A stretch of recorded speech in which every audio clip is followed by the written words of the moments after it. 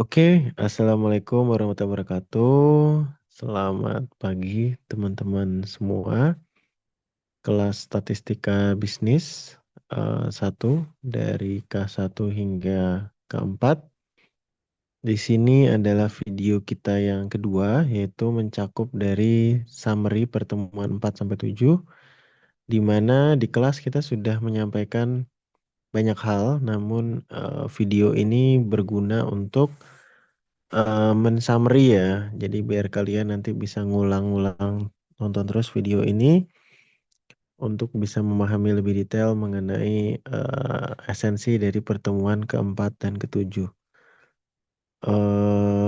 Oke, seperti namanya summary, ini PPT-nya tidak banyak, jadi singkat.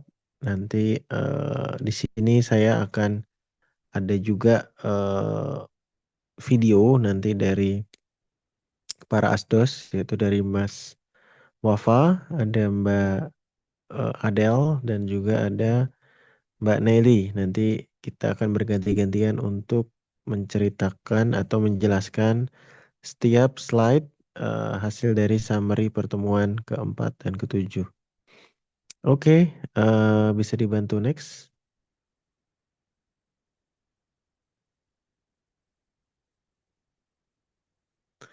Oke, di sini kita sudah pernah membahas tentang ukuran pemusatan data di pertemuan kita secara eh, luring ya, secara luring di kelas. Dan di video ini mari kita ulas lagi tentang ukuran pemusatan data, yaitu secara definisi ukuran pemusatan data adalah metode statistik yang digunakan untuk menggambarkan nilai pusat atau titik keseimbangan dari suatu kumpulan data. Nilai ini mewakili data secara keseluruhan hingga dapat memberikan ringkasan yang sederhana dari sekumpulan angka yang besar. Contohnya, ukuran pemusatan data meliputi mean atau rata-rata hitung, median, nilai tengah, dan modus, nilai yang paling sering muncul. Lalu pentingnya ukuran pemusatan data dalam analisis data, yaitu ukuran pemusatan data sangat penting dalam analisis data karena membantu menyajikan informasi yang kompleks menjadi lebih mudah dipahami. Dengan mengetahui nilai pusat, peneliti atau analis dapat membandingkan berbagai kelompok data secara lebih praktis. Lalu yang kedua, menyimpulkan gambaran umum tentang distribusi data tanpa harus melihat setiap nilai secara rinci.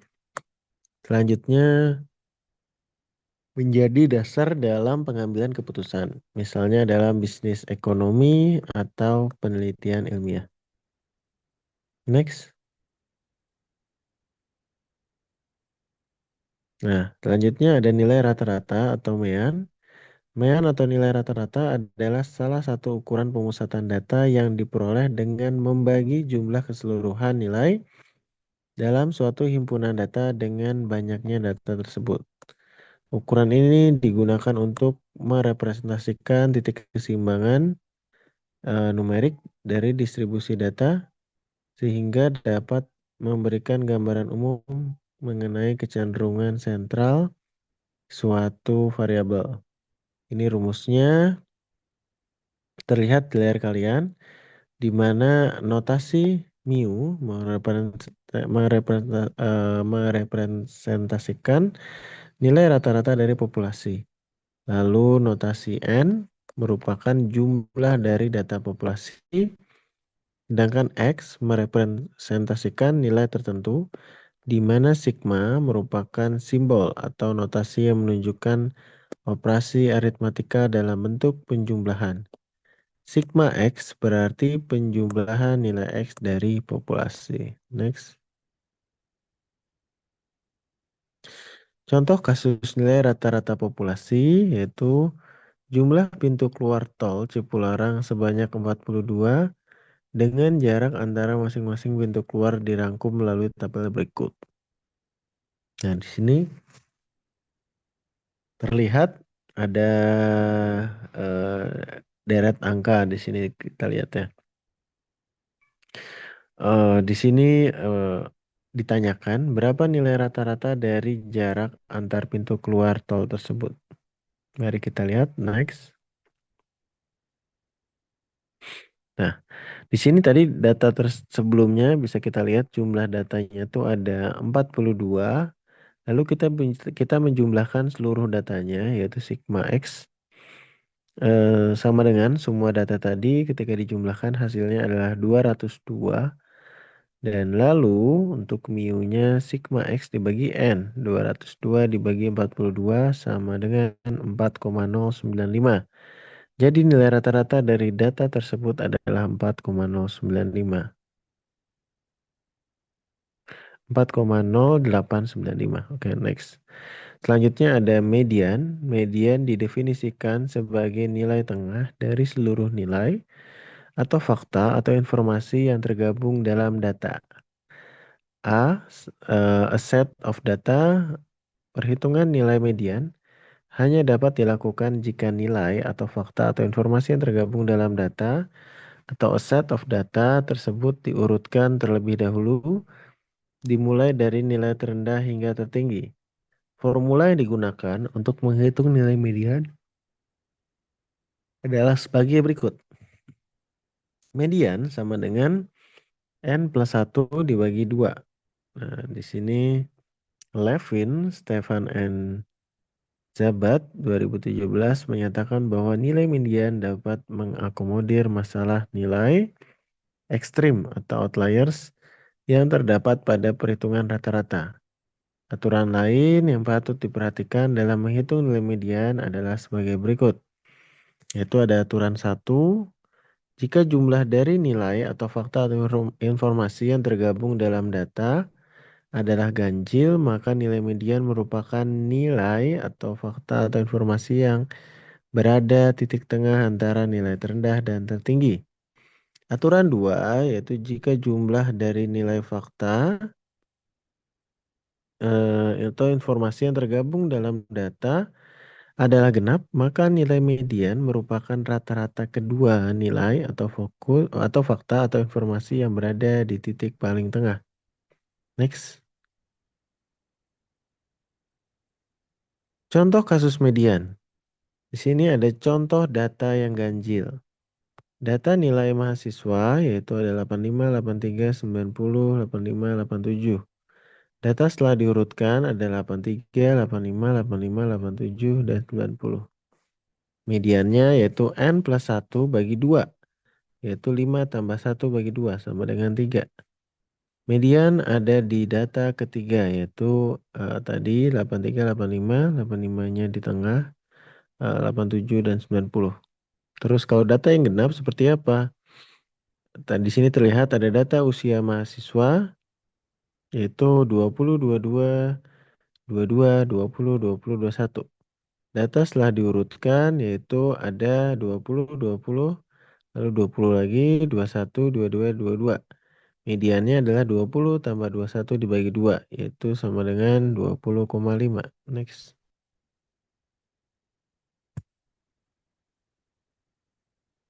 Selanjutnya ada modus. Ini ada modus didefinisikan sebagai nilai yang sering muncul dari seluruh nilai fakta atau informasi yang tergabung dalam data. Nilai modus memiliki fitur sama seperti median, yaitu dapat mengatasi masalah nilai ekstrim atau outlier yang terdapat dalam proses perhitungan nilai rata-rata. Contohnya soal nilai modus, di sini ada manajer sistem informasi perusahaan bertanggung jawab atas koneksi internet perusahaan. Manajer sistem informasi tersebut saat ini sedang melacak jumlah server yang error dalam satu hari. Maka berikut ini mewakili jumlah server yang error per hari dalam 2 minggu terakhir. Nah, di sini terlihat nilai modusnya yang sering keluar adalah angka 3. Nah, nilai modus yang diperoleh dalam kasus ini adalah 3 yang dapat diinterpretasikan bahwa jumlah server yang error dalam satu hari sebanyak 3 server. Next.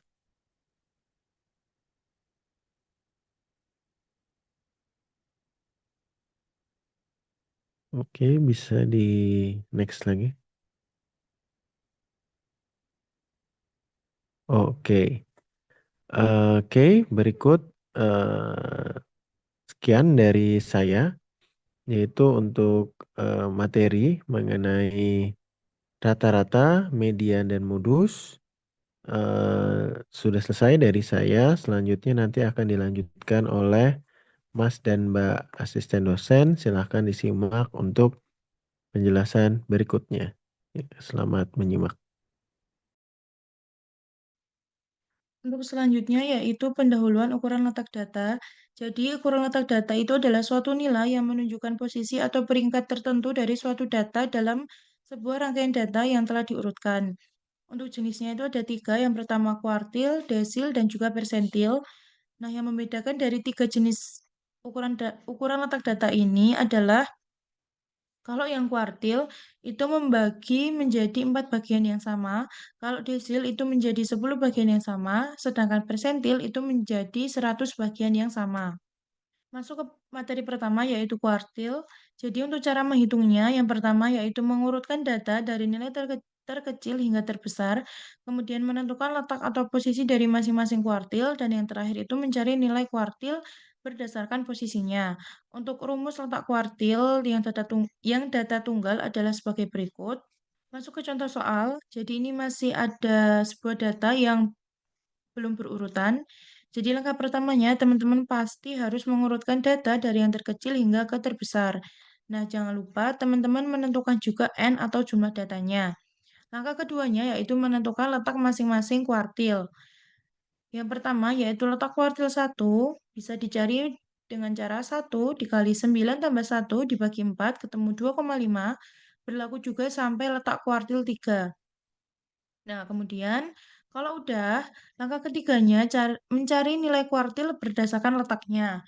Nah, karena Q1 ini berada di posisi 2,5, artinya Q1 itu adalah rata-rata dari data kedua dan juga data ketiga. Terus kita lihat dulu, data kedua adalah bilangan 8, data ketiga adalah bilangan 10, kemudian dua bilangan ini ditambahkan dan dibagi 2, jadi hasilnya 9. Maka artinya Q1 ini adalah 9. Nah, berbeda dengan Q2, karena ini bukan bilangan bulat, maka kita bisa langsung lihat ke sini. Data kelima adalah bilangan 14, jadi keduanya adalah 14. Kemudian untuk data berkelompok, rumusnya adalah sebagai berikut. Masuk ke contoh soal.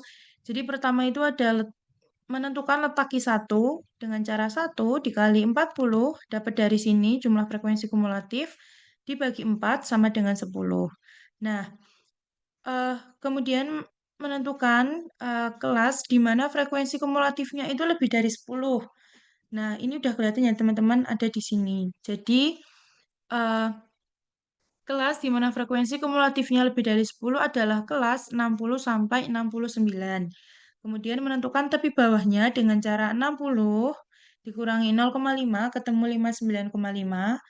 Kemudian mencari frekuensi kumulatif sebelum kelas Q1 adalah 5. Terus frekuensi kelas Q1 itu sendiri adalah 7. Kemudian panjang interval itu dicari menggunakan rumus tepi atas dikurangi tepi bawah. Jadi 69,5 dikurangi 59,5 sama dengan 10. Kemudian dimasukkan ke dalam rumus sehingga menghasilkan 66,64. Masuk ke desil. Seperti yang sudah dijelaskan tadi, kalau desil itu membagi data menjadi 10 bagian yang sama. Nah, untuk rumus data tunggalnya adalah sebagai berikut. Masuk ke contoh soal, ini masih ada data juga tapi belum berurutan. Nah, langkah pertamanya itu teman-teman bisa mengurutkan data dari yang terkecil, kemudian jangan lupa menentukan N atau jumlah datanya. Nah, langkah kedua itu menghitung letak D3 dengan rumus ini. Teman-teman tinggal memasukkan aja 3 dikali 10 tambah 1 dibagi 10 ketemu 3,3. Nah, untuk selanjutnya langkah ketiga. Nah, karena tadi 3,3 itu bukan bilangan bulat, maka teman-teman mencarinya menggunakan rumus interpolasi. Jadi 4 ditambah 0,3 dikali 5 dikurangi 4 sama dengan 4 ditambah 0,3 ketemunya 4,3. Untuk rumus data berkelompok adalah sebagai berikut. Langsung aja masuk ke contoh soal. Hitunglah D2 dari data berikut. Untuk langkah pertamanya, teman-teman harus menghitung letak datanya. Jadi 2 dikali 50, 2 karena yang ditanyakan adalah desil 2-nya. Kemudian dikali 50 adalah jumlah frekuensi kumulatifnya dibagi 10, menghasilkan 10.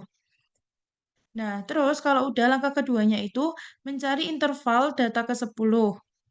Nah, dari frekuensi kumulatif, data ke-10 berada di kelas 60 sampai 69.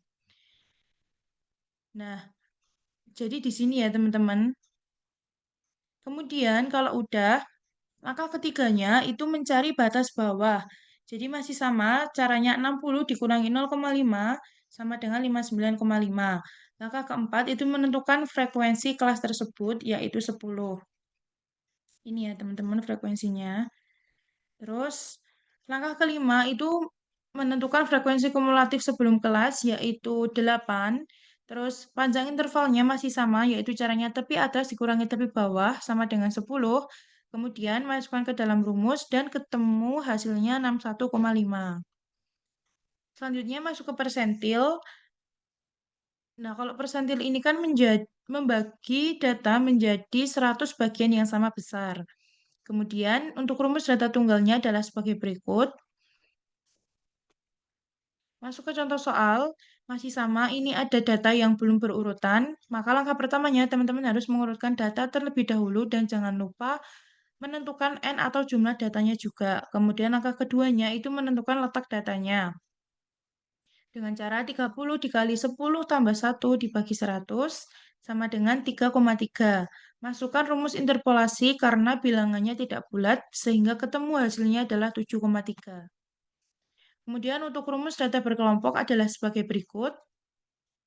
Nah, contoh soalnya, hitung persentil ke-20 menggunakan data di bawah ini.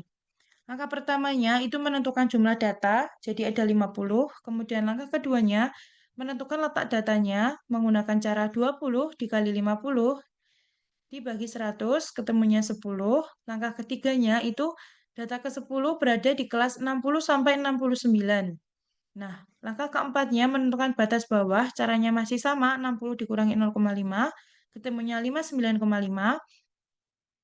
Kemudian langkah kelimanya itu menentukan frekuensi kelasnya, yaitu 10. Langkah keenamnya menentukan frekuensi kumulatif kelas sebelumnya, yaitu 8. Dan langkah yang terakhir itu, mohon maaf teman-teman, langkah ketujuh itu menentukan panjang kelas, jadi tepi atas dikurangi tepi bawah sama dengan 10. Nah, yang terakhir baru menghitung persentil menggunakan rumus yang sudah ditentukan tadi, sehingga ketemu 61,5. Materi selanjutnya yaitu mengenai ukuran penyebaran data. Nah, apa itu ukuran penyebaran data? Yaitu suatu ukuran baik parameter atau statistik untuk mengetahui seberapa besar penyimpangan data dengan nilai rata-rata hitungnya. Selanjutnya yaitu ukuran penyebaran data yang tidak dikelompokkan atau ukuran penyebaran data tunggal. Nah, di sini menghitung nilai jarak yaitu selisih antara nilai terbesar dan terkecil dalam suatu kelompok data, baik data populasi atau sampel. Semakin kecil ukuran jarak menunjukkan karakter yang lebih baik karena berarti data mendekati nilai pusat dan kompak. Rumus dari jarak yaitu nilai terbesar dikurangi nilai terkecil. Dari contoh data di sini terdapat 5 nilai yaitu 80, 90, 70, 60, 100. Nah, dari data tersebut dihitung nilai terbesarnya yaitu 100, nilai terkecilnya 60, kemudian 100 dikurangi 60 yaitu 40. Jadi jarak nilainya adalah 40. Selanjutnya yaitu menghitung deviasi rata-rata. Rata-rata hitung dari nilai mutlak deviasi antara nilai data pengamatan dengan rata-rata hitungnya. Deviasi rata-rata mengukur besarnya variasi atau selisih dari setiap nilai dalam populasi atau sampel dari rata-rata hitungnya. Berikut contoh perhitungan deviasi rata-rata. Dari contoh data, terdapat 5 data yang seperti yang sebelumnya. Kemudian langkah pertama yaitu mencari nilai rata-rata. Nah, mencari nilai rata-rata yaitu menjumlahkan seluruh nilai dibagi jumlah data dan menghasilkan rata-ratanya yaitu 80. Masuk ke langkah kedua yaitu menghitung deviasi mutlak untuk setiap data dari rata-rata. Nah, dari data tersebut yaitu X dikurangi rata-rata. Nah, dimasukkan 80 dikurangi 80, kemudian 90 dikurangi 80, 70 dikurangi 80, 60 dikurangi 80, 100 dikurangi 80. Karena di sini menghitung nilai mutlak, maka tidak ada nilai minus. Maka semuanya perhitungan menghasilkan nilai positif. Selanjutnya, masuk ke langkah ketiga, yaitu menjumlahkan seluruh hasilnya. Yang dari langkah kedua menghasilkan 60 dibagi 5 sama dengan 12. Jadi rata-ratanya adalah 12. Selanjutnya yaitu menghitung varian. Varian yaitu mengukur seberapa jauh setiap nilai data tersebar dari rata-ratanya.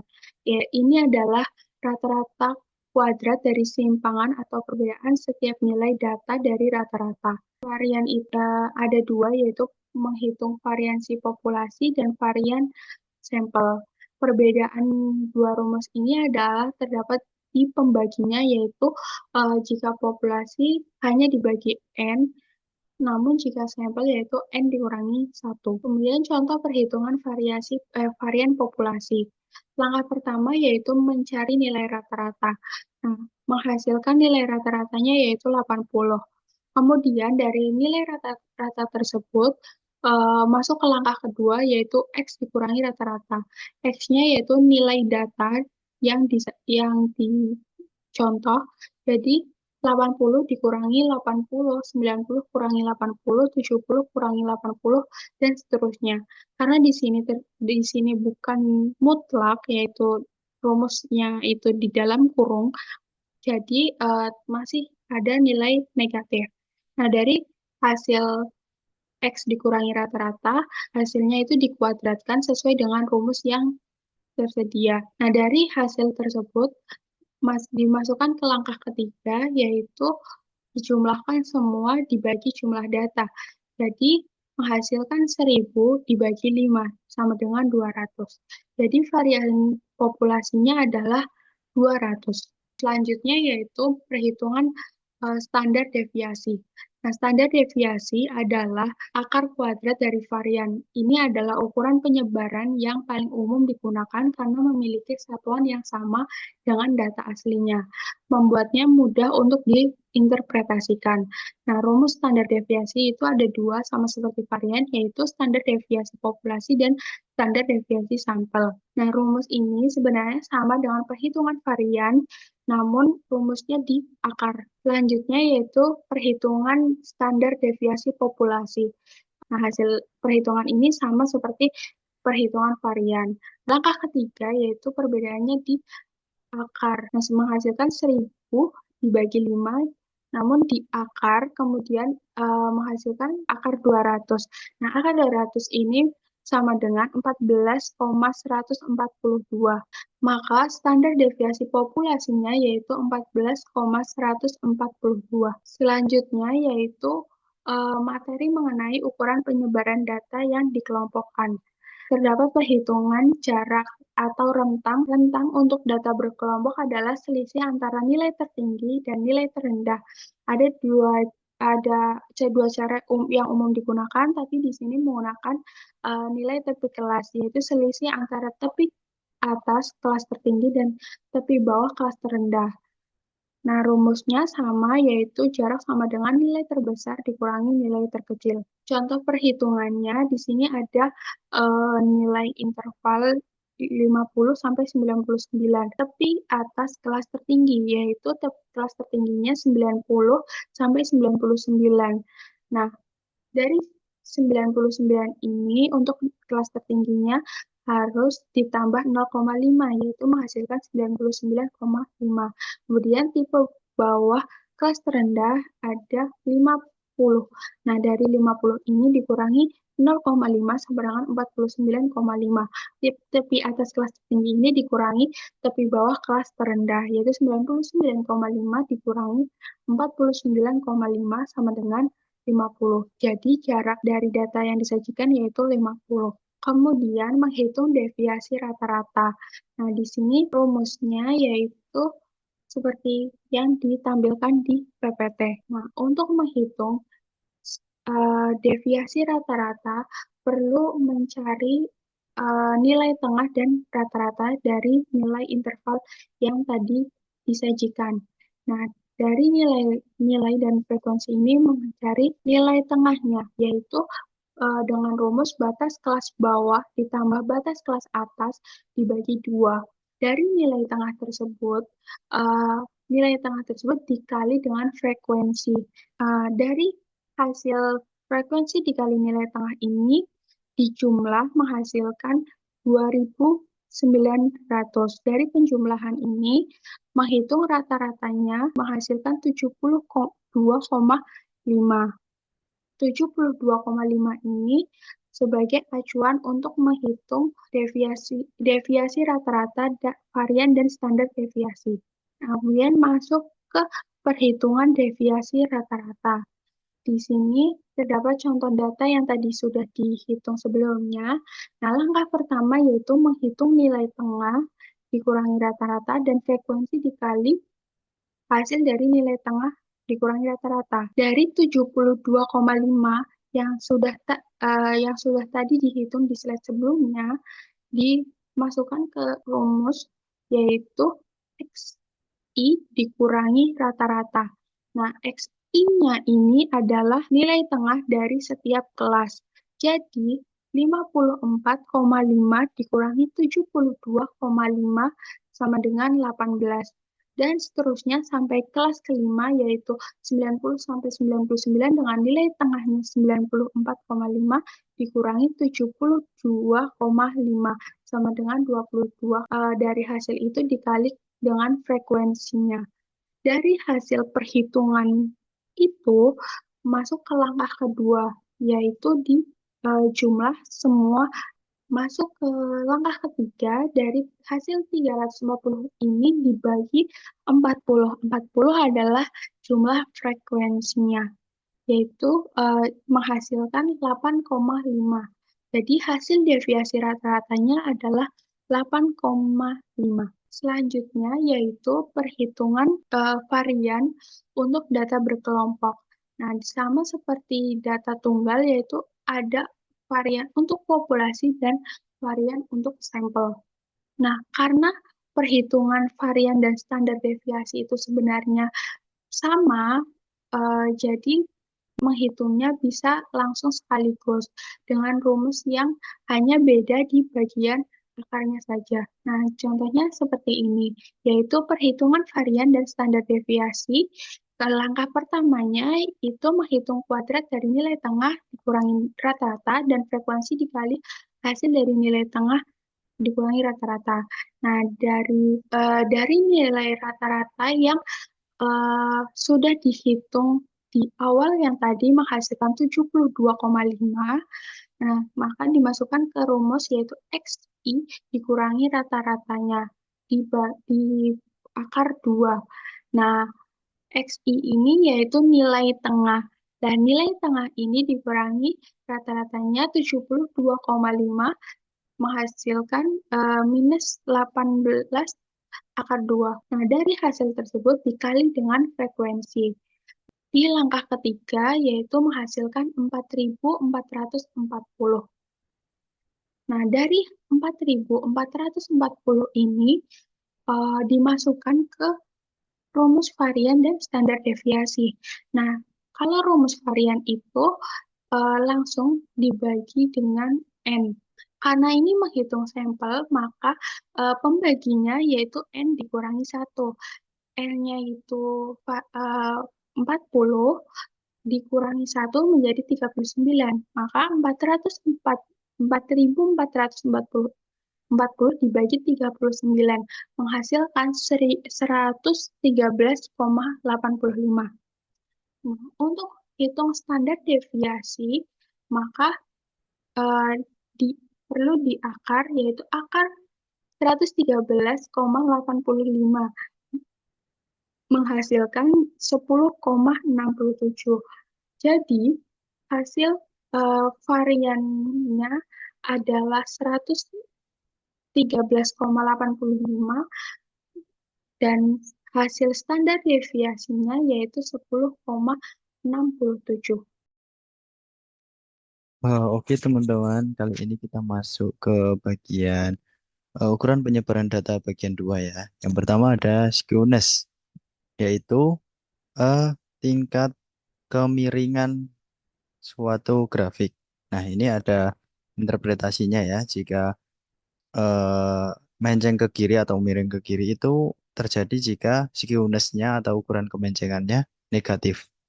Biasanya terjadi jika nilai X itu, X bar itu atau rata-rata kurang dari, lebih kecil dari nilai median dan lebih kecil dari nilai modus. Nah, itu akan menghasilkan grafik yang miring ke kiri. Kemudian kalau simetris itu terjadi jika nilai skewness-nya 0, yaitu nilai rata-rata sama dengan nilai median dan sama dengan nilai modus.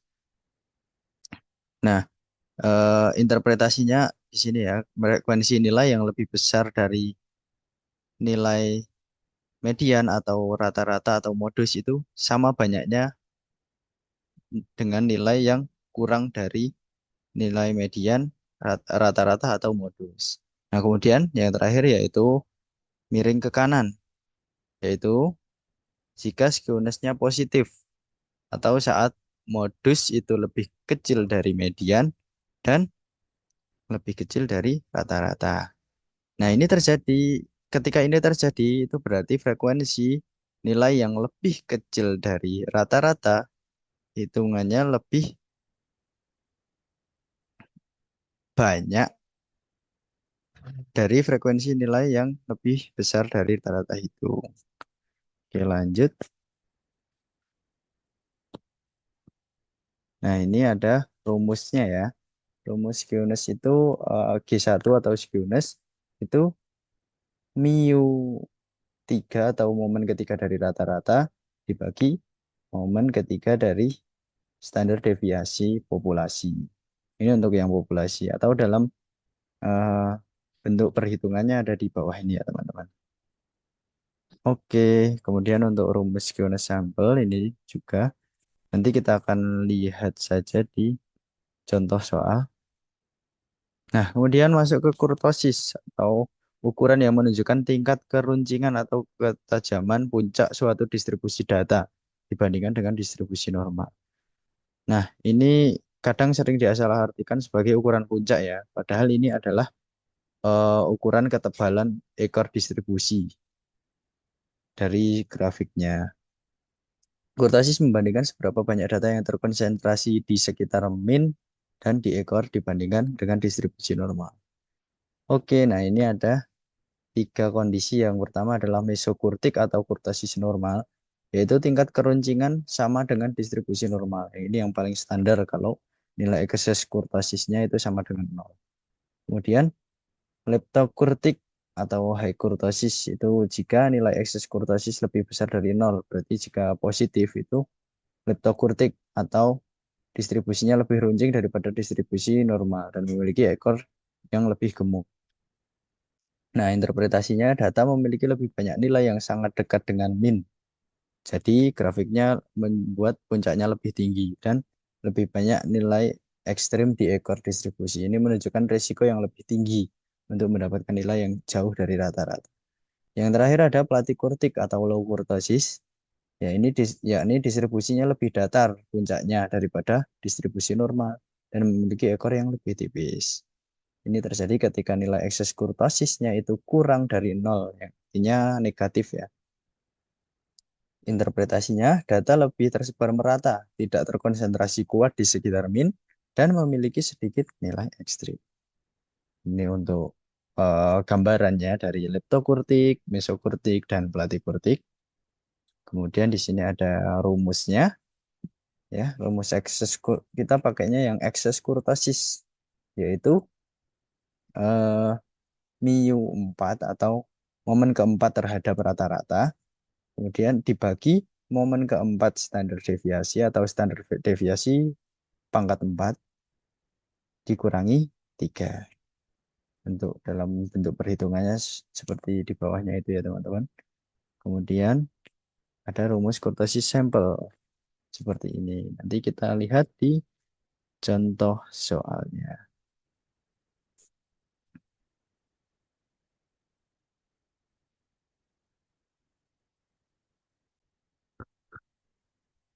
Oke, kita masuk ke contoh soal yang ini yang pertama skewness ya.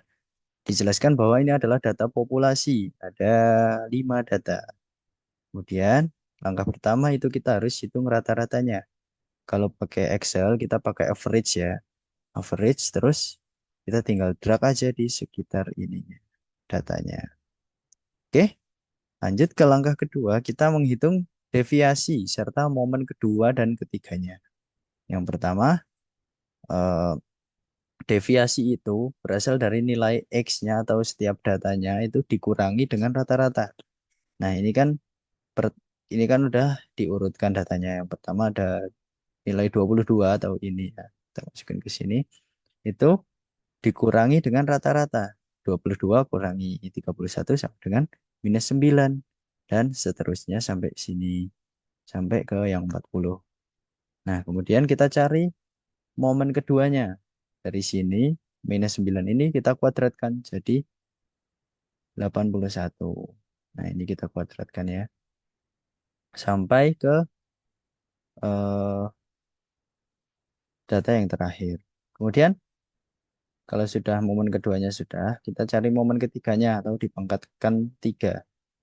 Nah, ini dipangkatkan 3 dari ini sampai ke data yang terakhir yaitu 9 pangkat 3.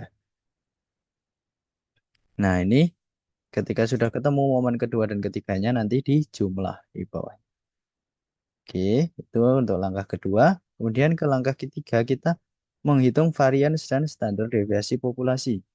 Nah, karena memang kalian sudah mempelajari rumusnya untuk menghitung secara manual, sekarang kita hitung pakai Excel ya dengan rumus ini stdef titik P. Kenapa kok P?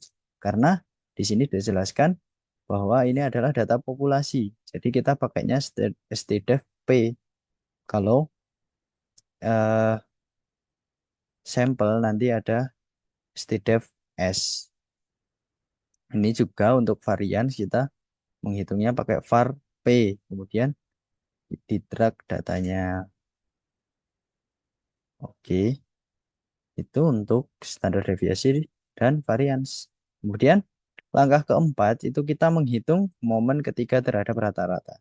Nah, kalau dituliskan dalam rumus, bentuk rumus ini ya seperti ini. 1/n kali sigma xi min mu pangkat 3. Nah, hasilnya akan seperti ini. Nah, kalau kita ngitung pakai Excel, tinggal tadi ini momen ketiga dari rata-ratanya, jumlah jumlah dari momen ketiga rata momen ketiga dari deviasinya dibagi dengan jumlah data yaitu 5. Nah, ini kan berasal dari sini ya. Jumlah momen ketiga dari standar deviasi dibagi dari deviasi bukan standar deviasi maaf dibagi 5. Nah, hasilnya 7,2. Kemudian ini kan momen ketiga dari rata-ratanya ya. Kemudian di sini langkah kelima. Langkah kelima ini kita sudah masuk ke rumus skewness-nya yaitu Y1 sama dengan eh, momen ketiga terhadap rata-rata dibagi standar deviasi pangkat 3. Nah, ini pertama standar deviasi pangkat 3 ini kita dapetin dari ini ya, standar deviasi populasi dipangkatkan 3. Hasilnya adalah 230. Kemudian yang momen ketiga terhadap rata-rata ini kita sudah hitung di langkah keempat ini ya. Nah, tinggal skewness-nya berarti ini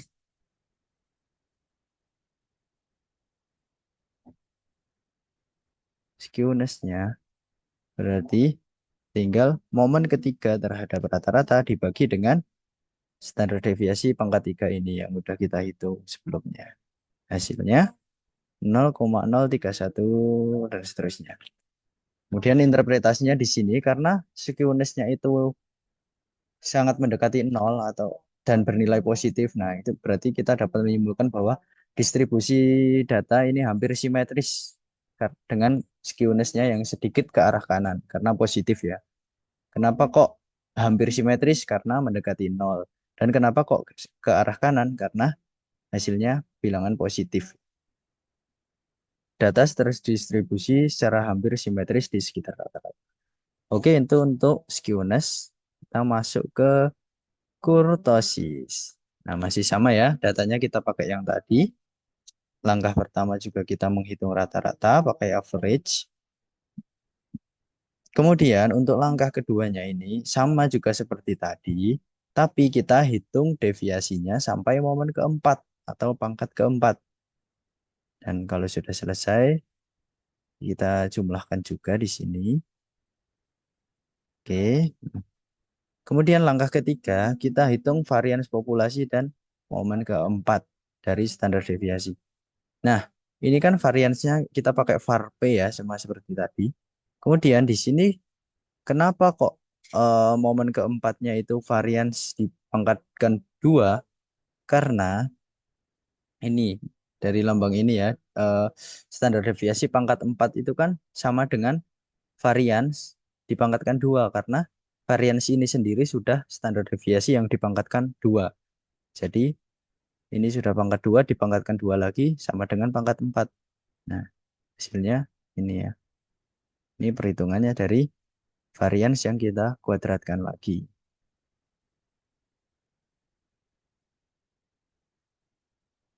Oke.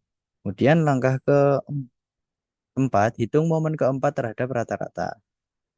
Nah, ini jika dituliskan dalam rumus atau kita menghitungnya juga sama seperti tadi, tapi ini kan yang dihitung momen keempat, berarti jumlah dari deviasi momen keempat. Nah, kita bagi dengan jumlah data, yaitu 5. Hasilnya 2692. Oke, sampai situ selesai. Langsung kita hitung kurtosisnya atau G2. Ini dari momen keempat terhadap rata-rata dibagi dengan momen keempat standar deviasi ya. Ini kan kita udah ketemu nih dua angkanya. Baik itu momen keempat terhadap rata-ratanya ini 2692 dan momen keempat dari standar deviasinya itu adalah 1413,76.